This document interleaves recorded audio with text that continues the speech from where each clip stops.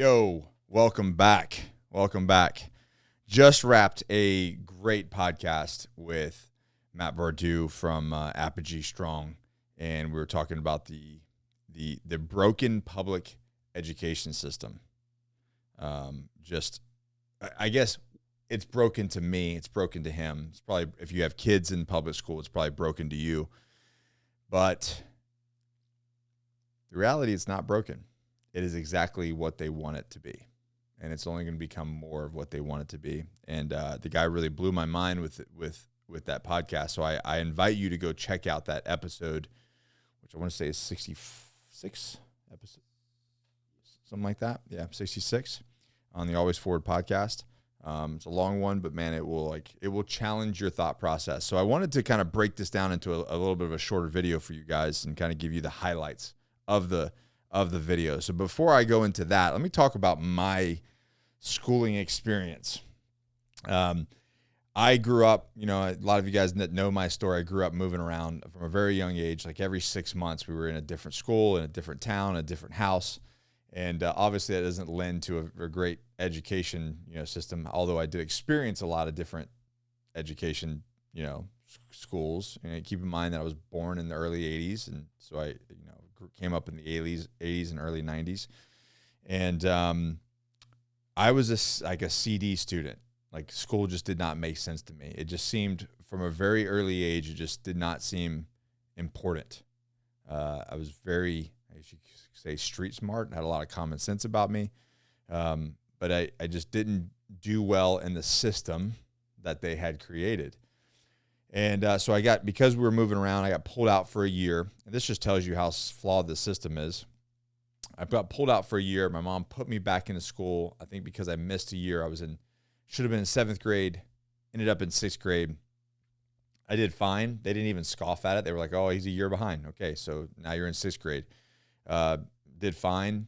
Went on to 7th grade. This is when I started, 6th and 7th is when I started getting in trouble and got in felonies. Got 2 felonies by the time I finished the 7th grade. Again, fine, passing. Skipped the 8th grade, went to an alternative school. Now, this alternative school was something you'd see like in an early 90s movie. It was, metal detectors, barbed wire around the fence, on the top of the fences. I mean, it looked like a prison. And I had to be there for a year. And they said, if you hit these check marks in a year, you can go to a normal high school. Right? So I skipped 8th grade and got caught up and was able to go to this alternative school because I had gotten in trouble. And then, but I wanted out in six months. And they're like, well, we'll see. You have to hit these metrics. Couldn't get in one fight, which you could imagine. There's guys in there that were going to be there for 4 years regardless. So, whether they get in a fight or not, it was, and I had no issues with fighting. Or really have no issues with getting my ass kicked is probably what the correct statement would have been. But nonetheless, I didn't. I kept my nose clean. I did some tap dancing around some altercations to get myself out of those situations because I knew that no matter what, whether you instigated or you were a victim of it, doesn't matter, you were out. And so I made it out of there, went to 9th grade high school, half a year there, did my 10th grade. And really in 10th grade is when I got a job, and I was just, and over that summer of my 10th grade, after I finished my 10th grade year, which I think my attendance was like half the year because the beach was there. I had a license. So if the surf was up and the golf, we were out there messing around, or if guys wanted to go hang out. Skipped a lot of school. Again, didn't see the value in school in the way that they were teaching.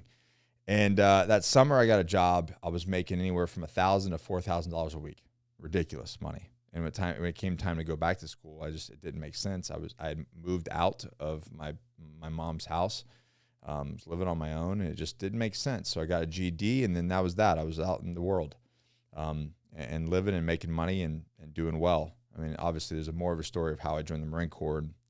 But I immediately, in 99, when I was supposed to be a senior, I was in community college. They just let me right in. I had a GED.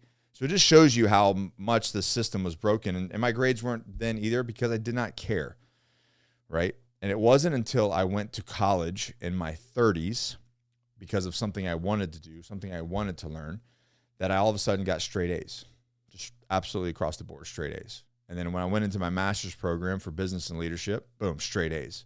This was information that I was wanting, something I was looking for, I was seeking, which kind of led me to understanding what Matt was talking about. So the current model of school, guys, all right, he informed me that in the 1800s, there was a guy that went over to basically, Germany now, and learned about this system that essentially they were getting 18, 19, 20-year-olds in the military and they wouldn't blindly follow orders. They were having problems with them following orders. And so what they did was they said, okay, well, we're starting too late. We got to start these kids young. We got to get them in young so that when they are 18, they can start to, they'll follow orders, right? Blindly. So they created a system, basically an indoctrination system, about 4 or 5, to where by the time they were 18, they just were so used to following the herd and following orders and doing what they were told that when they did join the military or they were drafted or whatever, had to do their service, like most countries have a mandatory 2 to 3 year service, they would just follow orders. Well, this doctor came back to America in the 1800s and started talking about this system and started adopting it. And then later on, the Rockefeller got involved, and he lobbied for child labor laws, and then lobbied to have the public school system as we know it created. And his whole point, which I think we made a whole video on this by itself, was his point was, I don't need a nation of thinkers, I need a nation of workers. So we needed to remove the thinking from the school system. And Matt said something to me that was interesting. He's like, this is not schooling. I mean, this is not education. This is schooling. There's a difference between education and schooling. And the issue with this is it's a one-size-fits-all. It lacks individual instruction and personalization. It's teaching them to follow rules. It's teaching them to regurgitate information.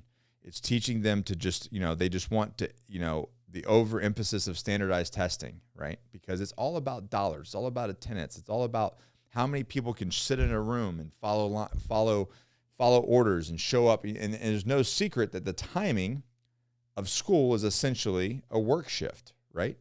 You show up, you put in your 8 hours, and then you clock out and you go home, and then you can start living your life after the fact. And he said something interesting, that it was more than that. It was, let's put women in the workforce. Now we're getting double taxes. Oh, don't worry about your kids. Don't worry about raising your kids. Trust us. Trust the government with raising your kids while you're at work earning money for your family and paying us taxes. So if you take a step back and you really look at the whole system, it really is not there to benefit the children at all. It's an indoctrination system that is purposely designed to school them and to get them to learn how to follow orders blindly. Now let's look at the current times. Let's look at the last 3 years. How many people just put blinders on and said, yep, if the government says this, if this is the rules. How many people have you heard that in your family? It's just the rule. It's good for people. It's what they're telling you to do, right? But what they're not telling, look about what they're not doing. Are they preparing the youth for the critical skills that they need in life? Are they teaching them about credit scores? Are they teaching them how to run a business, how to build a business, how to work hard, how to deal with adversity? As you and I know that life is full of adversity. How are we going to deal with that adversity?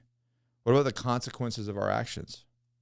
Essentially, you just show up for K through 12, do the bare minimum, and they give you this magic stamp and says you're good to go. But we have not prepared them to problem solve. We have not prepared them to have critical thinking. This is the reason why you take a teenager, and typically if they're indoctrinated in the system and they're plugged into their phone, they can't have an intellectual conversation with an adult. Unfortunately, most adults can't have an intellectual conversation with another adult. So you have to look at the entire system. Is it designed to get them to think? Is it designed to get them to to learn, to be educated? Or is it essentially a government indoctrination system?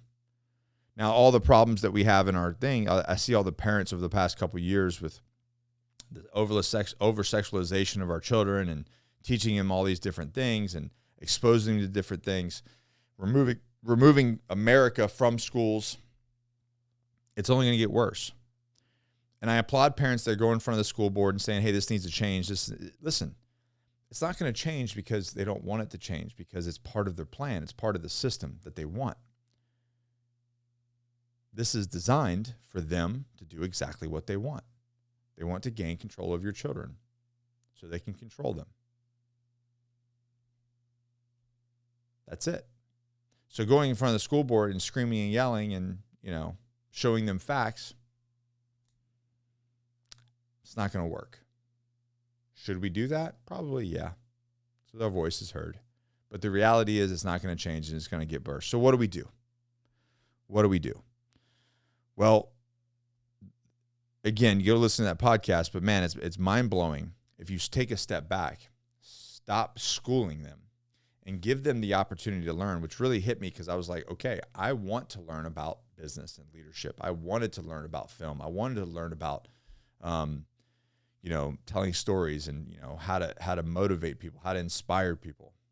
I wanted to be financially literate. When that started to happen, I started to learn. I was leaning in. I was seeking out knowledge. Well, essentially what he's saying is the same exact thing. Matt's saying you need to give the opportunity for kids to lean in. You need to find what they're passionate about. Find what they're passionate about and lean in. So some of the options you have there is something like an acting academy. You can Google that. I'd strongly suggest looking at the Apogee Strong program for youth, and getting young men in there, and then not be afraid to homeschool, but not replacing. This is where you have to do your education. Not replacing a broken education system or a broken schooling system with just doing the same shit at home. So shit at school and you bring it home is still shit. You have to change the system.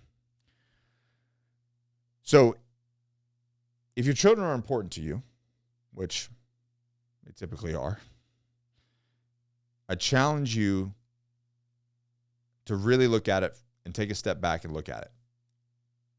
And then make the best decision for you, yourself, your family, and your child. Stop putting that decision in somebody else's hand, especially the government. Guys, the link's below for that podcast as well. I'll put the link for the Apogee Strong program as well that we donate to as well. We donate to the Apogee Strong Foundation that gives people that maybe can't afford the program. That gives them grants, and they give a lot of grants out. So check that out. And remember, man, this is by design. This is an indoctrination system that they're putting your kids in. What you're seeing is not by accident. Everything is planned. But we have options. We have options. And I want you to think about a nation of thinkers, a nation of people that can problem solve and come up with the best possible solutions instead of a nation of sheep.